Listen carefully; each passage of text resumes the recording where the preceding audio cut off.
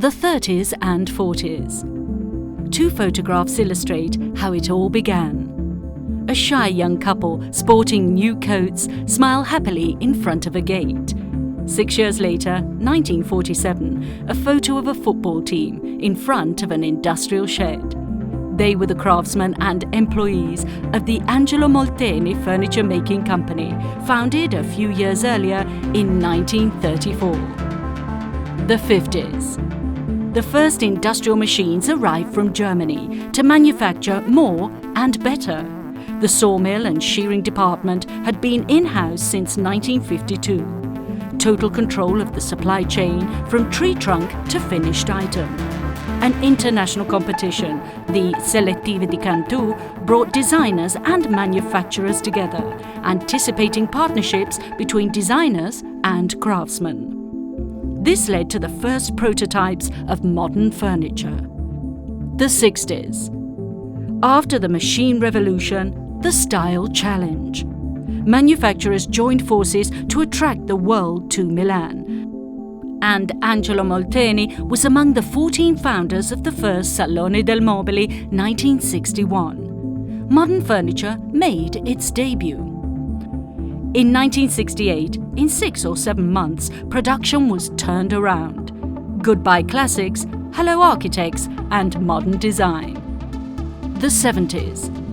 1975 marked a watershed. The first numerically controlled machines and punch cards for machining wood were the hardware, the automation that came together with the software, people with the names and surnames of designers and architects. Icons were created. Modulo 3, Monk, Mop, Mount, 505. They sound like an encrypted protocol, but were actually an industrial, cultural and design program. Modulo 3, designed by Bob Norda and Franco Mirenzi, was an anodized aluminium joint that connected two worktops, a beautiful, rational and intelligent desk, to their storage units.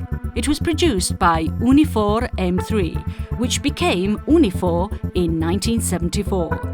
An important job in 1975 when IBM placed an order for 1,300 desks for their Mount Pleasant headquarters in the state of New York. The 80s. Unforgettable years indeed. The family was expanding. Dada took its place at table. All that was missing was the kitchen. The 80s were only just beginning, but things were gathering pace, full of hope and promise. Luca Meda, determined and creative, brought his close friend Aldo Rossi to Brianza. New projects, theatres, product families that would rewrite the history of forms. Tradition and future went hand in hand. And the world looked on, intrigued. Would they be great classics? The 90s. Piroscafo, a steamship, was the perfect metaphor for the 1990s. Ploughing its way across the oceans, it symbolized the era of globalization.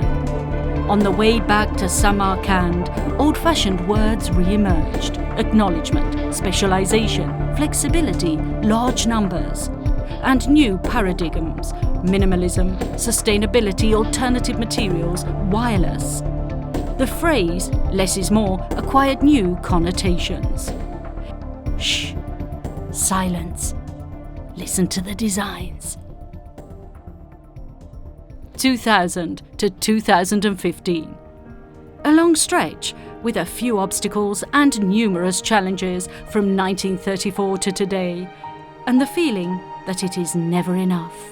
No expertise is no longer enough. 4 companies, great architects, a group. But the real conquest is the community inside and out.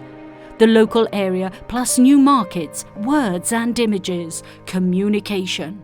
Glances, gestures, services, the supply chain, processes and strategies, reputation and social responsibility.